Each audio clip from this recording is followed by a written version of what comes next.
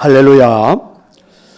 다들 잘 아시겠지만 지난 카타르 월드컵에서 우리는 놀라운 일이 일어난 걸 보았습니다. 우리나라 축구 대표팀이 포르투갈전에서 승리를 거두고 16강에 올라간 기적 같은 일이었죠. 우리나라가 16강에 올라가는 것은 70%의 확률도 되지 않는다. 전문가들은 그렇게 말을 했습니다. 그런데 10%도 되지 않는 그 확률이, 그 기적이 일어난 거죠. 포르투갈을 2대1로 이기고 극적으로 16강에 올라간 겁니다. 어떻게 이런 말도 안 되는 일이 일어날 수 있었을까? 우리나라 선수들이 정말로 절박하게 뛰었다는 거죠. 통계에 의하면 이 경기에서 우리나라 선수들이 전체 조별에서 나온 활동량 중에서 가장 많이 뛰었다, 이렇게 판단하는 전문가들도 있더라고요. 이것만 봐도 우리나라 선수들이 얼마나 절박하게 그 한 경기를 뛰었는지 알 수 있죠. 그런데 그것만큼이나 또 중요한 게 한 가지가 있더라고요. 바로 열심히 뛰되 그냥 아무렇게나 뛴 것이 아니라 준비한 전술 안에서, 그동안에 노력하고 훈련했던 그 모든 전술 안에서 뛰었다는 것입니다. 앞뒤, 좌우, 전후 이렇게 간격을 훈련받은 대로, 준비한 대로 움직이고, 언제 올라가고 언제 내려가고, 자리가 비었을 때는 누가 메꾸어주고, 이런 것들을 잘 훈련해서, 그래서 준비한 대로 움직이다가 보니까 이런 승리가 나타날 수 있었다, 이렇게도 평가를 하더라고요. 결국 어떤 이야기입니까? 우리나라 축구 대표 선수들의 간절함, 그리고 열심히 훈련했던, 준비했던 그 훈련에 의한 전술들이 만들어낸 승리였다, 이렇게 평가를 합니다. 사랑하는 성도 여러분, 때로는 우리의 인생도 그래야 할 때가 있지 않을까요? 절박한 심정, 간절함이겠죠. 그리고 거기에 하나님의 말씀이 기초가 된 지혜를 가지고 헤쳐나가야 할 때가 있습니다. 어쩌면 상황마다 조금씩은 다르겠지만 오늘 예배하는 저와 여러분 모두가 겪고 있는 이 사회적인 현상, 이 코로나 전국 앞에서 벗어나려면 적어도 우리는 그리해야 되지 않을까. 신앙생활도 마찬가지입니다. 깨어 있어야 할 때가 있죠. 절박한 심정으로 매달리고, 그리고 하나님의 말씀을 기초로 최선을 다하고 이리해야 할 때가 우리들의 삶에는 있습니다. 그러면 하나님의 기적 같은 역사도 나타날 수 있겠죠. 오늘 예배하는 이 시간, 이 자리에 앉아있는 누군가에게는 오늘 이 자리가 지금의 상황이 막 그런 분들이 있을 수도 있겠고, 어쨌든 오늘 하나님이 주셨던 이 말씀이 예배하는 저와 여러분 모두에게 도전이 될 수 있기를 저는 소망합니다. 오늘 인생의 기적을 바라고 간절한 마음으로 뛰고 있는 한 사람을 소개합니다. 바로 야곱이라는 사람입니다. 인생에 찾아온 가장 큰 위기의 순간에 최선을 다하는 야곱입니다. 오늘 본문에 나와 있는 야곱을 한마디로 이렇게 정리해보면 좋을 것 같아요. 할 수 있는 한 최선의 노력을 다하는 야곱입니다, 이렇게 말입니다. 야곱은 이삭의 아들입니다. 쌍둥이였지만 에서에 이어서 늦게 태어났죠. 어쨌든 둘째로서 좋은 것은 다 형에게 돌아간다는 현실을 느끼면서 절망하게 됩니다. 그러면서 그는 어떻게든지 간에 한번 형을 이겨보고 싶고, 그리고 잘 살아보려고 호시탐탐 기회를 노리고 있었지요. 어느덧 시간이 흐르고 이제는 야곱도 성인이 됩니다. 아버지 이삭은 130세가 넘어갔죠. 그래서 이삭은, 노인이던 그 이삭은 에서를 장자로 세우기 위해 음식을 만들려고 하죠. 이 말을 들은 어머니 리브가가 야곱을 위해서 음식을 만들고 야곱을 에서처럼 변장시켜서 결국 야곱이 가문의 장자로 세워지게 됩니다. 이 소식을 들은 에서가 분노하죠. 그리고 야곱을 죽이려고 온 집안을 다 뒤지고 다닙니다. 그래서 야곱은 어쩔 수 없이 1000km 가까이 떨어져 있는 외삼촌 라반의 집으로 도망을 갑니다. 몇 달만 머무르면 될 줄 알았습니다. 그런데 어쩌다 보니까 20년이라는 세월이 흘러갔습니다. 그 사이에 야곱은 가정도 이루었고 많은 종과 가축을 거느리는 부자가 되기도 했지요. 이렇게 그는 20년간 하나의 큰 가문을 이룬 것입니다. 그런데 야곱은요, 기쁘지가 않습니다. 왜냐하면 그에게는 꼭 이루고 싶은 한 가지 소원이 있었기 때문이죠. 언젠가 고향에 돌아가서 가족들에게 사죄하고 제대로 살아야 되겠다. 그래서 드디어 고향으로 출발을 하는데 오늘 본문의 말씀은 바로 여기서부터 이야기가 시작이 되는 겁니다. 고향으로 돌아가는 야곱의 심정이 어땠을까요? 설렜겠지요. 궁금하기도 했을 겁니다. 그런데 야곱의 그 감정에는 또한 이런 것도 존재하고 있었을 것 같아요. 다른 어떤 감정보다도 일단 두려움이라는 감정이 가득 채워져 있었을 것 같아요. 나 같은 놈을 아버지는 맞아주실까? 형에게 사과하면 받아줄까? 야곱은 두렵고 떨리는 심정으로 한 걸음 한 걸음 그리고 고향으로 갑니다.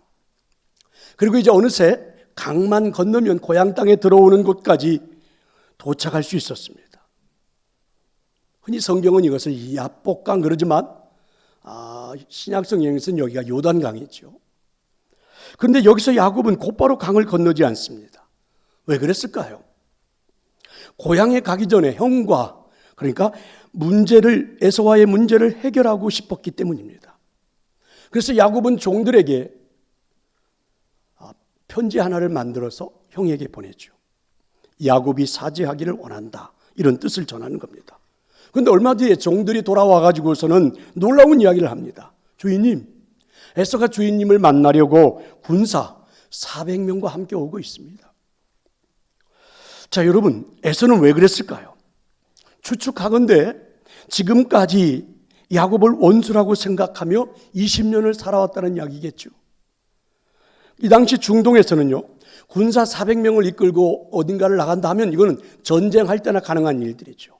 그럼 지금 이 에서는 야곱과 전쟁을 하겠다는 겁니다. 야곱을 죽이겠다는 이야기겠죠. 야곱은 당연히 에서가 자기를 죽이려 온다고 생각하니 두려워졌습니다. 돌아갈 수도 없고 싸울 수도 없고, 그렇다면 여러분이라면 어떻게 하시겠습니까? 야곱의 선택은 일단 가슴을 치고 눈물을 흘리며 기도하는 것이었습니다.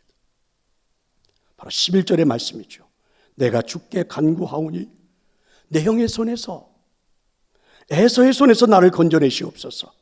내가 그를 두려워하는 것은 그가 와서 나와 내 처자들을 칠까 겁이 나기 때문입니다. 그렇습니다. 야곱은 간절히 기도한 거죠. 형 에서의 손에서 나를 건져 주옵소서. 하나님 정말 두렵습니다. 내 아내들, 내 아들들 다 죽을까 봐 겁이 납니다. 이러면서 이제 야곱은 울부짖기 시작하며 기도한 겁니다. 그런데 여러분, 오늘 말씀이 좀 이상하지 않나요? 야곱은 하나님의 도우심을 간절히 구하면서도 또한 자신이 해야 할 일은 최선을 다해서 하고 있다는 거죠.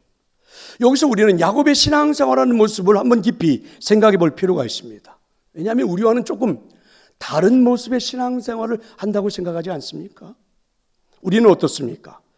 만약에 우리는 하나님께 간절히 구하면, 기도하면 어떤 것도 이제 다 하지 않은 채 손을 놓고 하늘의 뜻이 나타나기를 기다리는 것, 이게 우리는 올바른 신앙생활이라고 그동안 생각하면서 살았지요. 또 이렇게 하지 않는 분들은 이런 방법을 선택을 하지요. 최선을 다해서 자신이 할 일들을 하다가 보면 기도하는 일이 소홀해지는 겁니다.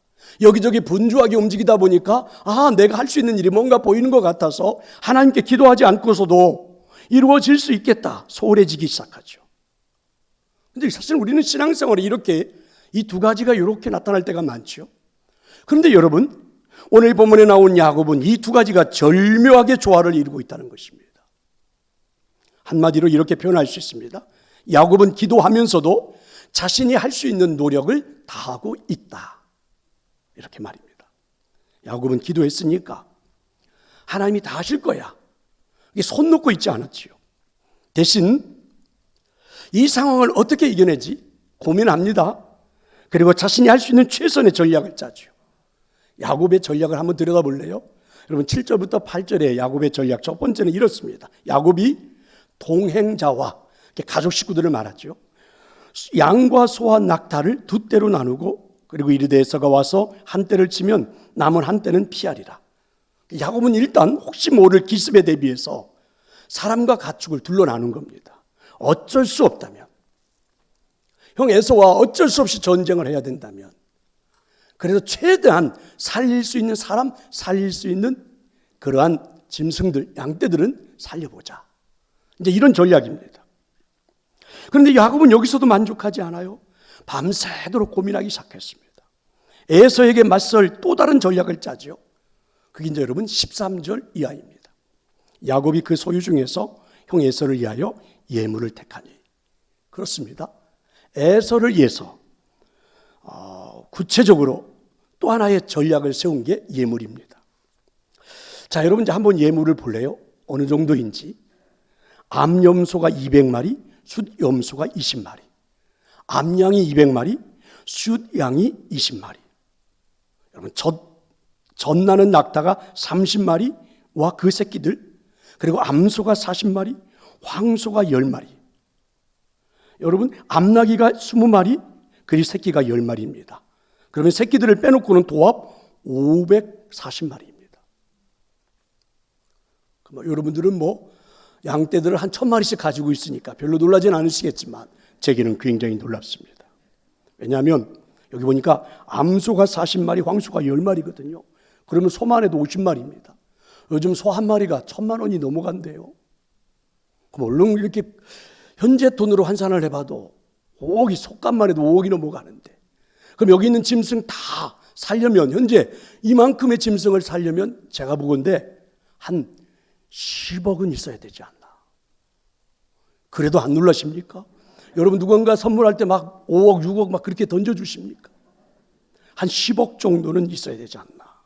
에서를 위한 선물을 이렇게 준비했습니다. 그리고 16절이죠. 그것을 각각 때로 나누어 종들의 손에 맡깁니다. 그렇습니다. 엄청난 선물을 준비해서 종들에게 맡기죠. 세 때로 나누어서, 그래서 한때, 두 번, 세 번 이렇게 해서 에서에게 보내겠다는 것입니다. 야곱은 왜 이런 전략을 세웠을까요? 야곱은 왜 이런 전략을 세웠을까? 아마 이런 의도가 있지 않았을까? 우선 선물을 여러 차례 보내가지고 에서의 그 분노하는 마음을 좀 풀고 싶다는 생각이 담겨 있겠죠. 또 한 가지는 선물을 계속 받게 해가지고 에서가 자신들에게 가까이 오는 것을 최대한 늦추고 싶다는 생각이겠죠. 그리고 또 한 가지는 이런 것도 있을 수 있을 것 같아요. 야곱은 굉장히 장깨가 많으니까 이 짐승들을 보냈어요. 그래서 늦추면서 에서가 가까이 오면 이 짐승들이 막 소리도 지르고 막 이럴 거 아닙니까? 그럼 짐승들의 소리를 듣고, 에서가 지금 우리 진영에 가까이 왔구나, 막 이런 것들을 알고 싶었겠지요. 이처럼 야곱은 기도하면서 자신이 할 수 있는 일에 최선을 다하고 있습니다. 이런 말이 있죠. 진인사 대천명. 야곱은 할 수 있는 것을 다 하면서 하나님의 도우심을 간구합니다. 그러니까 우리가 생각하는 것과는 조금의 다른 방법이죠. 아니, 우리들도 조금은 혼란스럽습니다. 신앙생활을 이래 해도 되나? 이런 생각이 들지요. 근데 분명한 것은 야곱은 기도하면서도 최선을 다해서 전략을 짜고 있다는 것이죠. 저는 이런 야곱의 모습이 제가 말씀을 묵상하면서 생각해 보건데 저에게는 이런 느낌이 다가오더라고요. 야곱이 굉장히 절박해 보인다. 야곱에게는 정말 간절함이 보이는구나. 그러니까 두려워하기만 하는 모습이 아닙니다. 걱정만 하고 있는 모습이 아니에요. 우왕좌왕 왔다 갔다 이런 모습이 아닙니다. 야곱은 이 상황 속에서도 뭔가 해보려는 강한 의지가 보여지고 있다는 것이죠. 저는 이런 생각이 듭니다. 어쩌면 이런 야곱의 모습에 하나님도 감동하지 않으셨을까? 이 야곱의 깊은 생각, 간절했던 그 모습, 간절한 기도, 간절한 노력을 하나님은 눈여겨보시지 않았을까요? 어쩌면 하나님도 감동하시지 않으셨을까요? 야곱의 신앙생활하는 모습입니다. 우리가 조금은 다르다는 생각도 들 수 있는 모습이죠. 성도 여러분, 지금 우리는 현실에 처한 위기 앞에서 어떻게 하고 있습니까? 내 앞에 찾아온 문제 앞에서 우리는 무엇을 하고 있습니까? 인생에 문제가 생기면, 위기가 닥치면, 혼란이 벌어지고 나면 대부분 많은 성도들이 하고 있는 모습을 보면 신앙과 생활을 분리하더라고요. 신앙은 삶이 되어야 하는데, 하나님을 향하여 내가 간절히 기도하고 있다면 여러분 내 일상에서도 최선을 다하는 모습으로 하나님께 나아가는 게 맞는데, 혹시 여러분 기도하면 주님이 책임지신다는 말을 그동안 우리는 어떻게 이해했을까요? 예를 들면 하나님 저 이번 시험을 잘 보게 해주세요 이렇게 기도하고 나서 하나님이 나한테 정답을 가르쳐 줄 테니까 공부 안 해도 된다. 혹시 이렇게 생각하는 것은 아닌가? 근데 아닙니다. 공부를 해야 하나님이 지혜를 주셔서 시험을 잘 보죠. 감나무 밑에 가서 그냥 기다리면 어쩌다가 떨어지는 감을 먹을 수는 있겠죠. 그런데 저 같으면 작대기하고 바구니를 들고 가서 따겠습니다. 기다리고만 있지는 않을 것 같아요.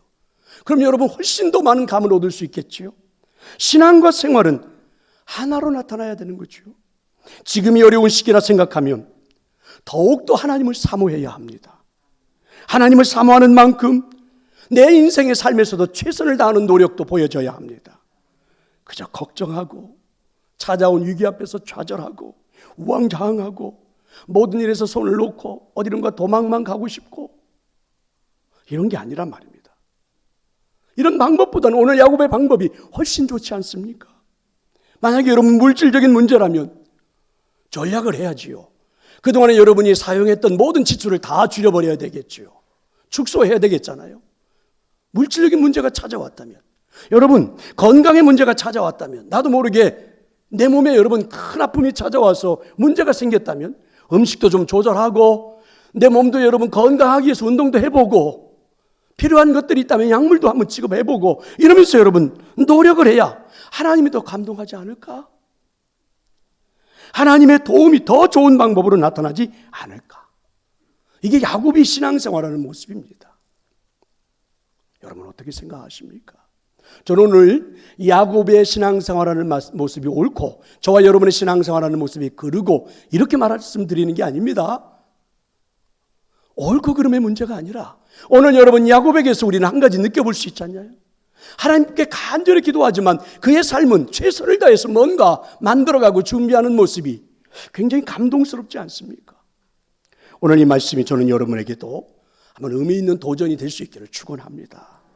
인생에 찾아온 가장 큰 위기의 순간에 최선을 다하는 야곱이죠. 최선을 다하는 야곱에게는 이런 하나님의 축복도 주어집니다. 최선을 다하는 야곱에게 하나님이 임재하여 주셨습니다. 믿으시기를 축원합니다. 이렇게 야곱은 할 수 있는 한 자신의 전략을 대비했죠. 그런 다음에 밤에 가축과 종 그리고 가족들에게 서둘러서 그 야복강을 건너게 합니다. 그리고 이제 야곱은 홀로 남았습니다. 근데 두려움으로 밤잠을 이룰 수가 없습니다. 그런데 바로 그때 야곱에게 갑자기 난데없는 일이 하나 벌어졌죠. 24절의 말씀에 보니까 이렇게 말씀하잖아요. 야곱은 홀로 남았더니 어떤 사람이 날이 새도록 야곱과 뭐래요? 씨름을 했다. 싸움을 했다. 이런 말씀입니다. 그러니까 갑자기 야곱에게 싸움이 일어난 거죠. 이걸 어떻게 해석하면 좋을까? 오늘 본문은 굉장히 상황이 좀 이상하게 전개가 돼요. 그럼 뭐라고 이 상황이 펼쳐지고 있는지 조금은 추측이 필요해요. 상상이 필요해요. 한번 이런 상상을 한번 해볼 수 있을 것 같아요. 홀로 고민 속에 빠져 있는 야곱에게 누군가가 다가왔습니다.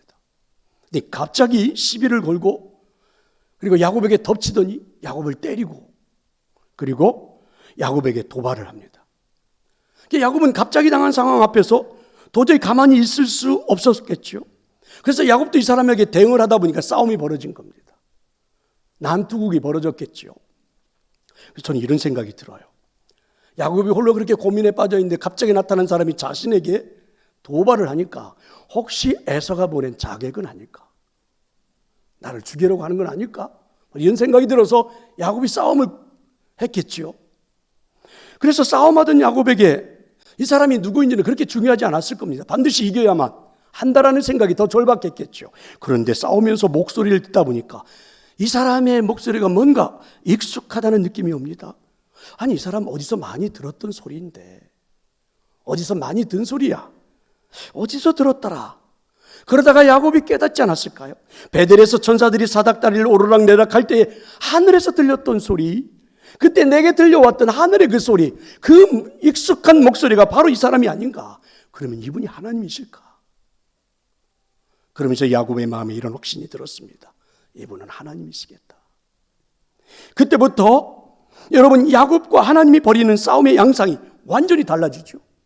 지금까지는 하나님은 야곱을 괴롭히고 굴복시키려 했고 넘어뜨리려 했어요. 근데 이제는 야곱은 그런 하나님을 하나님인 줄 몰랐을 때는 밀쳐내려 했고 그를 제압하려 했고 그를 도망시켜버리게 했고 이래 했었을 것 같아요. 그런데 이제는 오히려 야곱이 하나님을 어떻게든지 못 가게 하려고 붙들고, 하나님은 반대로 야곱에게서 이제는 그만 싸우고 가려 하고, 싸움의 양성이 완전히 달라진 거죠. 이때부터 야곱은 하나님 앞에서 목숨을 걸고 필사적으로 매달립니다. 싸움이라기보다는 거의 애걸하는 것으로 바뀌기 시작했겠죠. 그분을 붙잡고 늘어지면서 아마 구하기 시작했을 것 같아요. 지금의 상황을 좀 해결해 달라고 매달리기 시작했을 것 같아요. 그럼 지금과 같은 상황을 우리는 무엇이라고 하면 좋습니까? 그동안에 여러분 이 상황을 놓고 우리는 이미 알고 있는 게 있죠.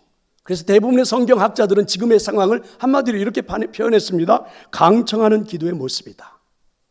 그래서 우리는 오늘 이 본문을 딱 들으면 어때요? 야곱의 기도하는 모습이 막 떠오르죠. 근데 본문을 읽어보면 사실은 그렇지 않은데, 그러니까 여러분 결국 오늘 이 본문의 모습은 그렇게 기도하고 있는 야곱의 모습이었어요.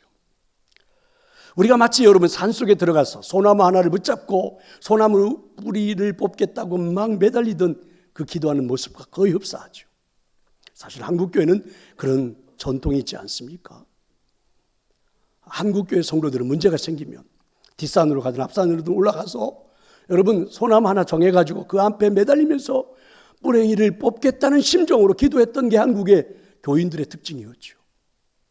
여러분 기도산에 기도원에 올라가도 그냥 그 안에서만 있지 않았어요. 집회가 끝나고 나면 각자 개인의 기도 시간이 들어가면 그 기도원 뒤에 산에 올라가서 그랬습니다.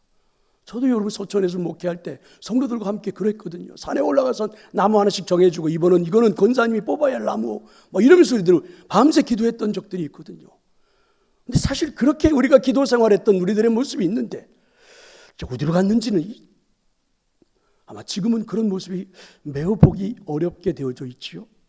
어쨌든 야곱은 지금 싸움하듯이 하나님을 붙잡아 놓고 놓아주지 않습니다. 문제를 해결해 달라는 것입니다. 그래서일까요? 저 멀리서 이제 해가 뜨기 시작합니다. 그런데도 이 싸움이 끝나지가 않아요. 안 되겠다 싶었던 하나님께서는 치유의 방법으로 야곱의 고관절 뼈를 내리친 겁니다. 그래서 야곱의 고관절 뼈가 부러진 거예요.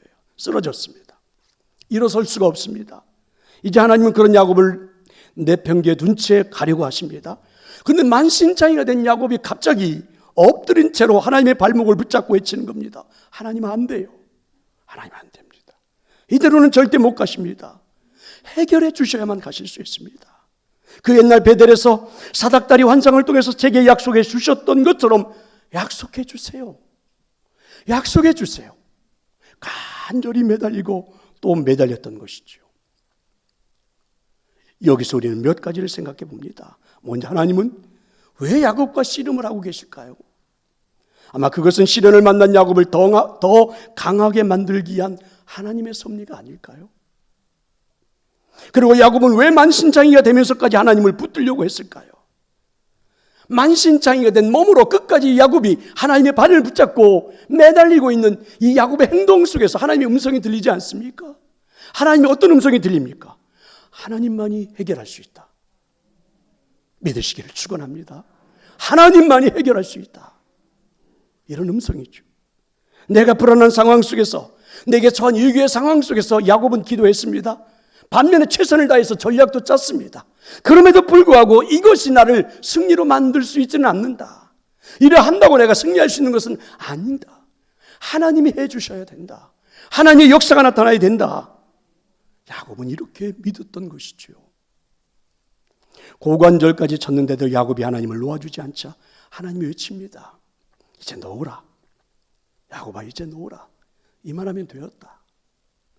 여러분 이때 야곱이 뭐라고 하십니까? 26절 말씀이죠. 당신이 내게 축복하지 아니하면 가게 하지 않겠습니다. 하나님 내게 축복하지 않으시면 저에게 복을 주십시오. 저는 의지할 수 있는 분이 하나님 당신밖에 없습니다. 이 야곱은 하나님이 아니요 하나님만이 진짜 내 문제를 해결할 수 있는 분이라고 믿었습니다. 자신의 목숨을 걸 만큼 그렇게 간절했습니다. 이게 오늘 야곱의 모습이죠. 이 모든 야곱의 행동을 지금 우리의 언어로 말한다면 무엇이라고 하면 좋을까요? 바로 강청의 기도입니다. 결국 어떻게 되었습니까? 이 강청이 야곱의 강청하는 기도에 하나님은 응답하셨습니다. 하나님이 야곱에게 복을 주십니다. 자신을 야곱, 즉 비열한 자였다고 고백하는 야곱에게 하나님께서는 이제부터는 이스라엘, 즉 하나님과 겨루어 이긴 자라는 새 이름을 지어 주셨습니다. 그렇습니다. 이제 야곱은 걱정할 필요가 없겠지요. 아직은 에서를 만나지는 않았지만, 아직은 내일이 내게 다가온 것은 아니지만, 아직은 문제가 다 해결된 것은 아니지만, 하나님이 내 이름을 바꿔주는 그 순간 야곱에게는 확신이 들었을 겁니다. 하나님과 겨루어 이겼으니까, 하나님과 겨루어 이겼으니까 지금의 문제가 무엇이 두려울까? 사실은요, 야곱이라는 이름 속에 담겨있는 것이 무엇입니까? 비열한 자, 형을 속인 자, 아버지를 속인 자. 그래서 그 이름을 가지고 살아가는 자신의 가슴 속은 늘 두려움 속에, 불안 속에, 걱정 속에 사로잡혔던 인생이었겠죠. 그런데 지금 그 이름이 바뀌어버린 겁니다. 하나님의 야곱을 이스라엘로, 하나님이 그 이름을 새롭게 만들어 주신 거예요. 더 이상 비열하고, 그리고 더 이상 아버지나 형을 속이는 거짓말쟁이의 모습의 감정이 아니에요. 그런 마음이 아니에요. 이제는 하나님이 그 이름을 새롭게 만들어 주심과 동시에 벗어나게 해주셨죠. 그래서 야곱을 괴롭히던 에서와의 문제가 자연스럽게 해결될 수 있을 것입니다. 바로 강청의 기도가 주는 축복입니다. 믿으시기를 축원합니다. 물론 이 기도의 결과로 야곱은 오랫동안 건강을 잃는 신세가 되었습니다. 특별히 마지막에 고관절을 다치면서 그는 평생 절뚝거리는 장애인이 됐죠. 그런데 하나님이 내게 복을 주신다는 것을 믿고 강청하며 기도했더니 그렇게 큰 산과 같았던 문제가 해결이 되고 더 많은 내 인생에 복된 삶이 시작된 것입니다. 사랑하는 성도 여러분, 여러분은 하나님만이 복의 근원이심을 믿으십니까? 하나님만이 내 인생의 해결자가 되심을 여러분은 믿습니까? 주변을 보면 많은 분들이 처음에는 의욕을 갖고 기도를 시작했다가 언젠가부터인가 의욕을 잃어버립니다. 그리고 나중에는 기도를 포기하죠. 왜 의욕을 잃어버리고 기도를 포기합니까? 힘드니까. 힘들어서죠. 그리고 하나는 하나님이 복을 주실지 의심이 되니까 포기하죠. 믿어지지가 않으니까 포기하는 거죠. 그렇습니다. 그래서 우리는 기도줄을 놓아버린 거예요. 그래서 우리는 기도의 방을 잘 들어가지 않습니다. 그래서 우리는 기도하는 시간을 그렇게 즐거워하지를 않지요. 그게 지금의 우리들의 모습이죠. 어느 5살 난 꼬마아이가 엄마와 함께 마트에 가게 됐습니다. 근데 이 아이가 마트에 갈 때마다 엄마를 덜 졸라가지고 막 초콜릿 쿠키를 사달라고 떼를 쓰는 겁니다. 그래서 오늘은 이제 엄마가 이 마트에 들어가기 전에 아이에게 약속을 했습니다. 훈계를 했죠. 얘야, 절대로 초콜릿 쿠키를 사달라고 하면 안 돼. 오늘은 물어도 안 돼. 엄마한테 물어봐도 안 돼. 이렇게 다짐을 하고 단단히 이야기를 하고 아이를 데리고 마트에 들어가서 카트에다 아이를 태우고 이제 여기저기 시장을 보는 겁니다. 처음에는 아이가 참 잘 견디었어요. 그런데 초콜릿 쿠키가 진열되어 있는 그 앞을 진열대를 지나는 순간 이 아이가 그 카트에서 일어나서 소리를 지르는 겁니다. 엄마, 초콜릿 쿠키 하나만 사주면 안 돼요. 엄마가 단호하게 말했죠. 내가 묻지도 말라고 했지. 안 돼. 어디서 많이 들어본 소리 같죠? 그랬습니다. 꼬마가 할 수 없이 도로 주저앉았습니다. 엄마는 여기저기 진열대를 다니면서 시장을 봅니다. 그런데 아마 저쪽에서 살려고 했던 걸 잃어버리고 왔는지 다시 돌아가는데 초콜릿 쿠키가 있는 진열대 앞을 지나게 됐어요. 그런데 이때 아이가 다시 한번 일어났습니다. 엄마, 제발 이번만 사주면 안 돼요. 이번 한 번만 초콜릿 쿠키를 사주시면 안 돼요. 엄마가 또 단호하게 말했습니다. 안 된다고 했지. 더 이상 그 얘기 꺼내지도 마라. 이렇게 이야기를 했습니다. 너무 단호하게 말하니까 꼬마는 기가 죽어 입을 꼭 다물었습니다. 쇼핑이 다 끝났습니다. 이제 계산대에 가서 계산을 해야 합니다. 줄을 쭉 서 있거든요. 근데 엄마 차례가 다 돼서 오게 된 겁니다. 그래서 그것을 보고 있던 이 아이가 엄마 차례가 되니까 갑자기 일어나서 그 카트에서 일어나서 큰 소리로 외쳤습니다. 엄마! 나사렛 예수 그리스도의 이름으로 초콜릿 쿠키 하나 사주면 안 돼요. 이렇게. 그랬더니 그 주변에 있던 사람들이 그 아이를 보고 막 웃고 박수를 치는 사람도 있고, 그런데 사람들이 가서 초콜릿 쿠키를 한 박스씩 사다 줬는데 23박스를 얻었다지요. 성도 여러분, 혹시 열심히 기도하다가 힘들어서 아니면 의심이 되어서 포기한 분이 있다면 오늘부터 다시 한번 하나님의 복의 근원을 믿고 기도할 수 있기를 축원합니다. 하나님, 나를 좀 붙드소서. 하나님만이 복의 근원이십니다. 이렇게 믿고 야곱처럼 끝까지 기도할 수 있다면, 물론 고관절뼈가 부서지는 아픔 같은 것도 경험할 수도 있겠지요. 그래도 내 인생의 문제가 해결되는 복을 누리지 않을까요? 그렇습니다. 강청하고 있는 우리의 모습을 보여주시면 저는 하나님께서 역사하실 것이라고 믿습니다. 이름도 바꾸어 주실 것입니다. 환경도 극복하게 해주시겠지요. 문제도 해결될 줄로 믿습니다. 길이 열릴 줄로 믿습니다. 왜냐하면 강청하는 자의 기도를 하나님은 결코 외면하지 않으시기 때문입니다. 2월입니다. 여러분, 2월이에요. 바라기는 내려갔던 여러분 기도의 손이 다시 한번 올려질 수 있기를 축원합니다. 2월입니다. 이번 한 달 제대로 한번 기도의 무릎을 꿇어볼 수 있기를 저는 축원합니다. 여러분, 2월 한 달 여러분이 그동안 닫아놓았던 기도의 방을 한번 열어 제치고 그 방에 들어갈 수 있기를 저는 축원합니다. 성도 여러분, 다시 한번 기도의 자리로 돌아오고 싶지 않으세요? 다시 한번 기도했던 여러분의 그 자리로 꼭 돌아갈 수 있기를 간절히 축원합니다. 이제 찬양하려